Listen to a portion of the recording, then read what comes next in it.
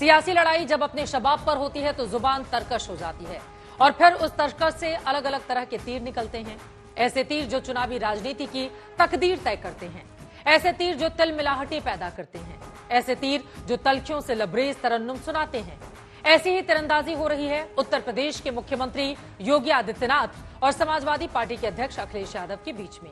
Bulldozer से लेकर भेड़िया तक योगी नहला मारते हैं तो अखिलेश दहला मानते हैं तो फिर योगी गुलाम मार देते हैं। आज दिन भर दोनों के बीच बयानों के तीर चले। इसी कड़ी में अखिलेश यादव ने योगी आदित्यनाथ पर ताजा हमला किया है। बड़ी खबर इस वक्त देते हैं। अखिलेश यादव ने सोशल मीडिया एक्स पर योगी आदित्यनाथ को बुलडोजर चुनाव चिन्ह के जरिए चुनाव लड़ने की सलाह दी है। अखिलेश यादव ने कहा है कि बुलडोजर चुनाव चिन्ह से चुनाव लड़े तो सारा भ्रम और घमंड इनका टूट जाएगा। इतना ही नहीं, अखिलेश ने तंज कसते हुए यह भी कहा कि आज नहीं तो कल योगी आदित्यनाथ को अलग पार्टी बनानी ही पड़ेगी तो उसका चुनाव चिन्ह बुलडोजर रख लें। अखिलेश यादव का ये ट्वीट दिखा रहे हैं। आज दिन भर दोनों ही तरफ से आरोप प्रत्यारोप का लंबा दौर चला जो शाम होते होते तक थमता हुआ दिखाई नहीं पड़ता।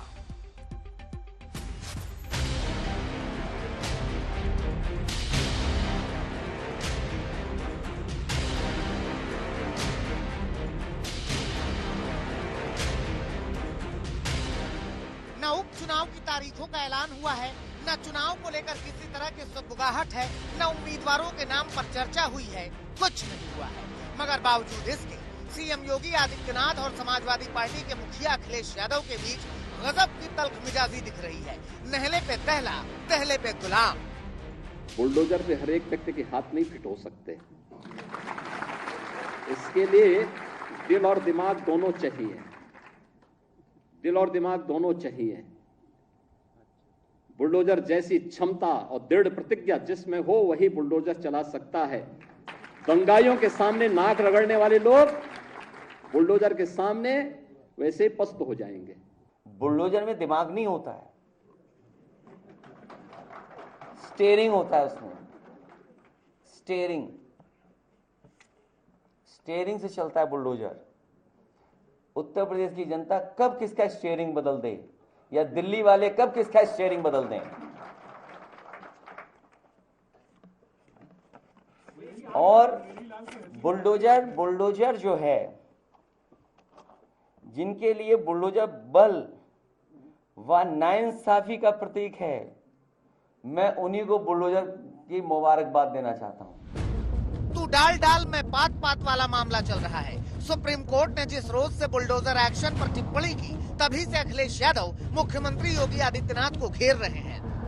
जहां तक बुलडोजर का सवाल है, सोचो कैसा न्यायालय का बुलडोजर चला, क्या बुलडोजर नहीं चल सकता। जो लोग बुलडोजर लेकर के डराते थे, जगह जगह लोगों के घर गिराते थे, क्या मुख्यमंत्री आवास का नक्शा पास है? अगर नक्शा ही सवाल है तो सरकार ये बताए क्या मुख्यमंत्री आवास का नक्शा पास है, और कब पास हुआ था ये भी बता दें, कागज दिखा दें उसके। गोरखपुर में अपनी पार्टी के कार्यकर्ताओं के बीच अखिलेश यादव तो यहां तक कह गए कि 2027 में समाजवादी पार्टी की सरकार बनने के बाद बुलडोजरों का रुख गोरखपुर की ओर होगा। अब रवि किशन उन्हें जवाब दे रहे हैं। क्या आप हिंदुओं पर बुलडोजर चलाना चाहते हैं?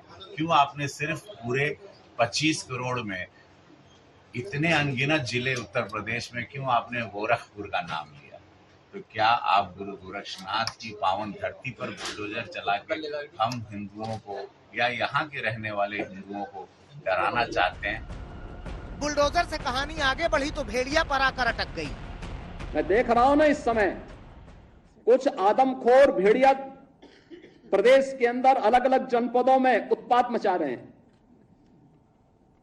और कमोबेश यही स्थिति 2017 के पहले प्रदेश की थी। ये लोग उस समय कितनी तबाही मचाए हुए थे, किसी से छुपा हुआ नहीं है। जान इसलिए जा रही है क्योंकि सरकार काम नहीं कर रही है।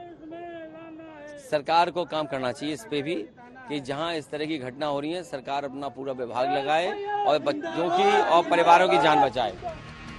जंग जबरदस्त है और ये तब है जब अभी उपचुनाव की तारीखों का ऐलान तक नहीं हुआ है। जाहिर सी बात है कि ये जंग अभी और धारदार होगी। लखनऊ से आशीष श्रीवास्तव के साथ आज तक ब्यूरो।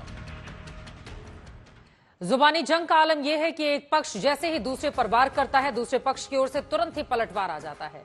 यह बयान भी सुनिए। 2017 के पहले जो लोग प्रदेश में लूट खसोट मचाए थे,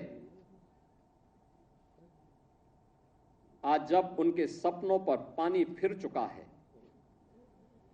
तो अब टीपू भी चले सुल्तान बनने।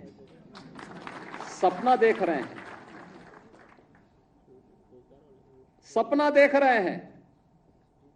आपने देखा होगा ना, आज से 8-10 वर्ष पहले एक धारावाहिक आया था, मुंगेरी लाल के हसीन सपने।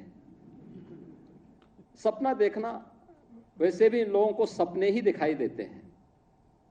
सपने देखने की इन लोगों की आदत रही है। उपचुनाव में सभी सीटें 10 की 10 उत्तर प्रदेश की जनता इंडिया गठबंधन और पीडीए को जिताने जा रही है। ये कितना भी भटक लें, कितना भी